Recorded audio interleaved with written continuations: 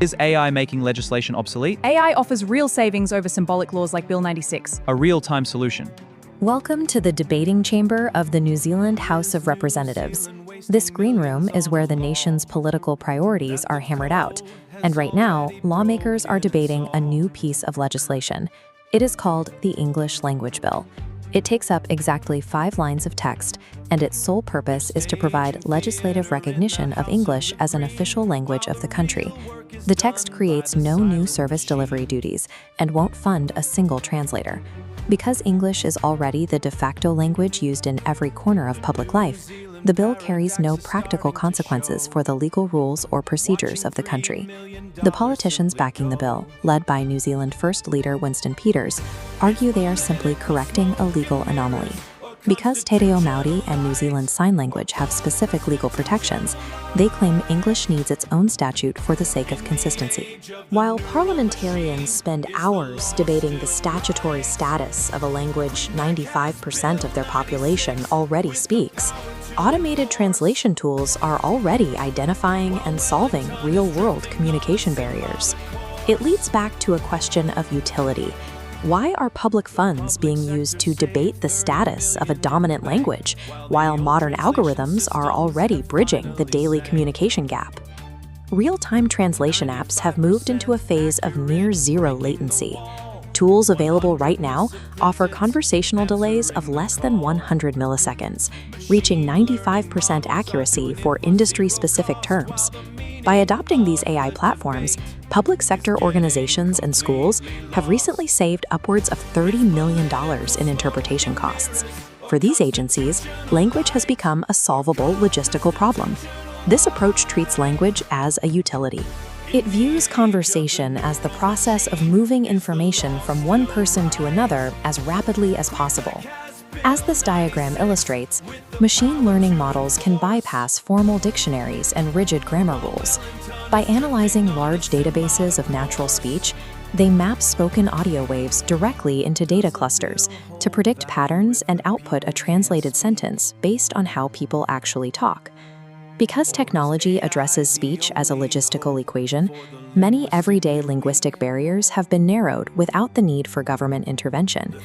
If an app on your phone can translate a live city council meeting with high accuracy, the focus of modern language legislation shifts away from basic understanding. This is the realm of symbolic politics. These laws use language as a cultural marker to signal identity, rather than providing a functional service for a tourist or a first responder. When a government legislates the status of a language that is already dominant, the bill acts as political theater. It draws clear boundaries between social groups, turning administrative code into a proxy for cultural standing. The difference is clear when you compare symbolic bills to enforceable ones. In Quebec, the government passed Bill 96 to mandate French as the primary language of commerce and public life. Bill 96 requires French to be the default in customer communications, digital products, and legal contracts. These requirements force global businesses and local shops to change their actual operations, a stark contrast to the passive nature of the New Zealand bill. New Zealand's bill lacks any of those enforcement mechanisms. It remains a symbolic gesture aimed at a specific voting base. Despite these technological gains, there is one arena where automated translation is still considered too risky to rely on: the courtroom.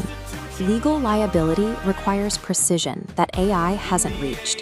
A 5% error rate in a hospital, a binding contract, or a constitutional court can lead to someone missing a hearing date or being found in non-compliance with a settlement.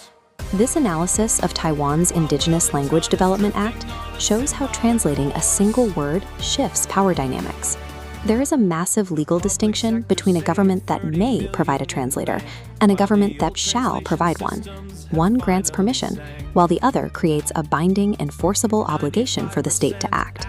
These specific legal nuances are why human language laws remain necessary for protecting constitutional rights. But that utility applies to the protection of vulnerable minority languages, not the symbolic declaration of the dominant one. Language now functions in 2 parallel ways. Practically, it is a technical barrier that algorithms are beginning to bridge. Politically, it remains a potent tool for defining identity. We are moving into an era where AI handles the massive volume of daily human information, while human experts are retained for high-stakes legal accuracy. This split allows us to look at new language legislation through a different lens. Does a bill solve an actual communication problem, or is it a political smokescreen? As algorithms take over the mechanics of daily translation, the time and funds spent on symbolic bills remain a choice, one that prioritizes the signaling of political identity over the work of addressing. Or is AI the only hope for the linguistically weak?